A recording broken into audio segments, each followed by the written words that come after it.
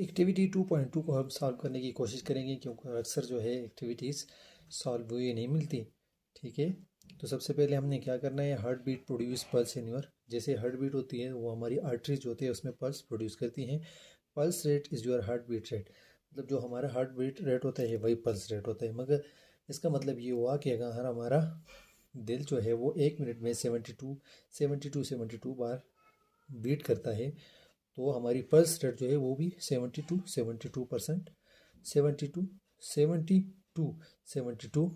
पर मिनट होगी। You can feel your pulse while placing your finger. हम इसको आसानी से अपनी नब्स पे हाथ रख कर चेक करते हैं, क्योंकि अक्सर आप लोगों ने घरों में भी देखा होगा कि लोग नब्स पे हाथ देकर चेक करते हैं कि आपकी नब्स ठीक चल रही है, तेज़ चल रही है, स्लो चल रही है, वहाँ से अंदाज़ा लगा सकते हैं। ठीक है, your finger below the thumb on your breast using a watch count the number of pulse. हम इसको काउंट कर सकते हैं 1 मिनट में कितनी पल्स ऊपर नीचे हो रही हैं, कितनी बार धड़क रहा है। ठीक है, now you know that your circulatory system is fulfilling the need of all cell of your body. ठीक है, जो हमारा सर्कुलेटरी सिस्टम है वो तमाम, इसको हम मोटरवे भी कहते हैं, जितनी भी ज़रूरियात है वो यही पूरी करती है। Right possible outcome before performing the next step. Next step करने से पहले हमने ये आउटकम, हमारे पास कौन कौन से आउटकम, क्या रिजल्ट आए हैं। इफ़ यू स्टार्ट जंपिंग और running which cell of your body will need more oxygen.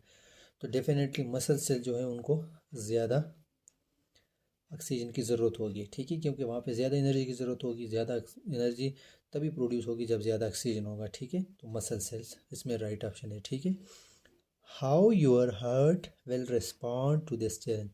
हमारा हार्ट जो है वो इस चैलेंज, ये जो चैलेंज इसको पेश आया है उसको कैसे रिस्पॉन्ड करेगा।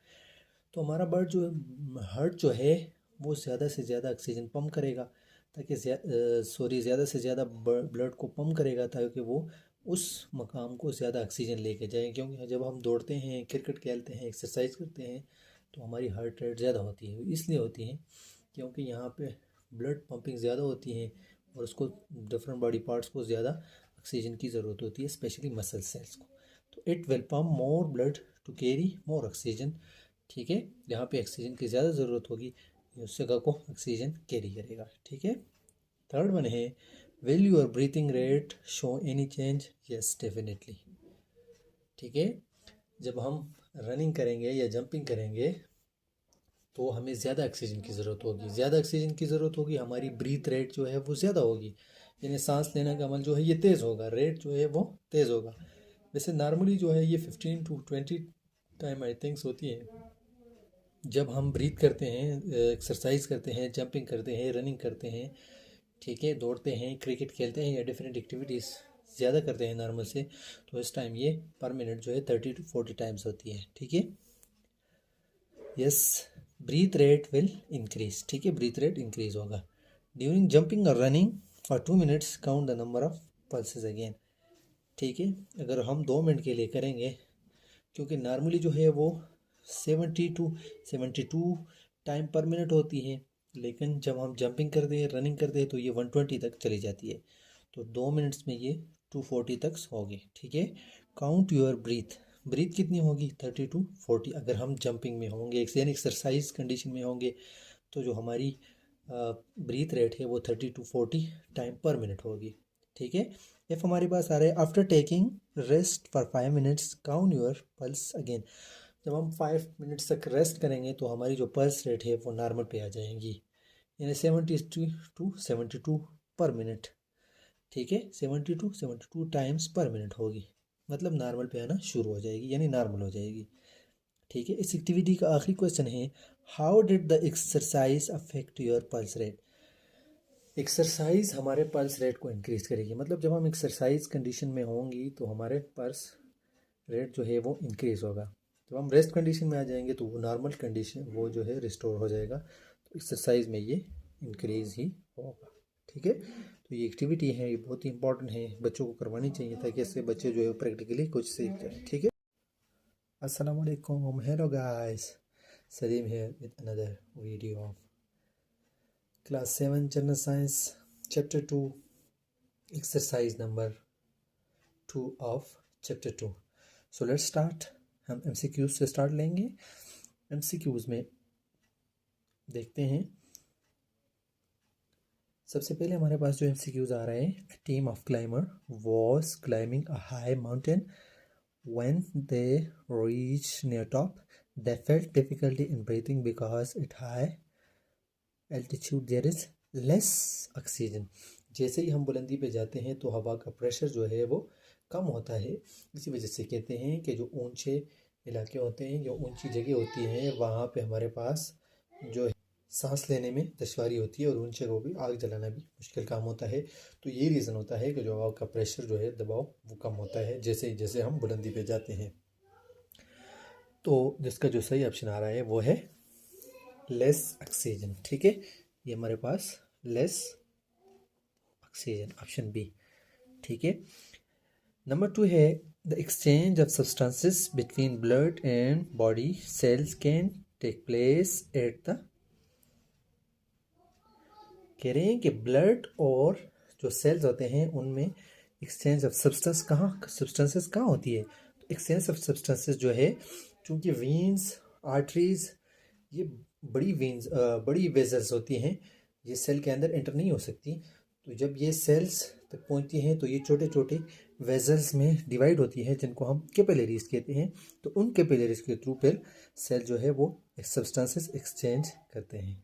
ठीक है, तो वीन्स, आर्टरीज और हार्ट के थ्रू नहीं होती। तो उसमें जो राइट ऑप्शन आ रहा है हमारे पास वो है कैपिलरीज। ठीक है, ये देखिए हमारे पास ऑप्शन ए इसमें ठीक आ रहा है, कैपिलरीज। अच्छा जी, नंबर 3 है a person affected with anaemia looks pale and feel tired, all his body cells are getting.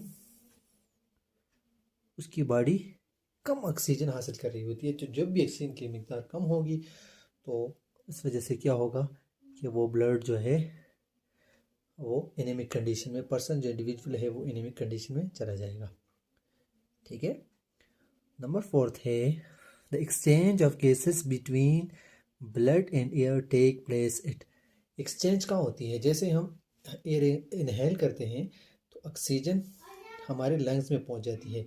Lungs में अलवेलाई होती हैं, उस अलवेलाई के ऊपर जो है ऑक्सीजन ब्लड के साथ कंबाइन होता है और वहाँ से कार्बन डाइऑक्साइड रिलीज होके बाहर एक्सहेल करते हैं, हम उसको एक्सक्रीट आउट करते हैं थ्रू एयर पैसेज वे। और जो एक्सचेंज होती हैं, मतलब ऑक्सीजन ब्लड के साथ अलवेलाई में अटैच हो जाता है और कार्बन डाइऑक्साइड जो है वो डिटैच हो जाता है, वो थ्रू द एयर बाहर आउट हो जाता है। Cellular respiration always required. Cellular respiration में हमारे पास ग्लूकोज एंड ऑक्सीजन होती है। ठीक है, सेलुलर रेस्पिरेशन में हमारे पास ग्लूकोज और ऑक्सीजन की रिक्वायरमेंट होती है। ठीक है, ग्लूकोज अकेले नहीं कर सकता, glucose, oxygen and carbon dioxide ये भी नहीं हो सकती, अल्कोहल, लैक्टिक एसिड, ये सारे ऑप्शन रॉन्ग है। तो ग्लूकोज एंड ऑक्सीजन है, क्योंकि जब कभी भी रेस्पिरेशन होगी जो कि माइटोकॉन्ड्रिया के अंदर होती है तो वहाँ पे ऑक्सीजन जाएगी तो रेस्पिरेशन होगी और एनर्जी रिलीज होगी। ठीक है, नंबर 6 पे आते हैं।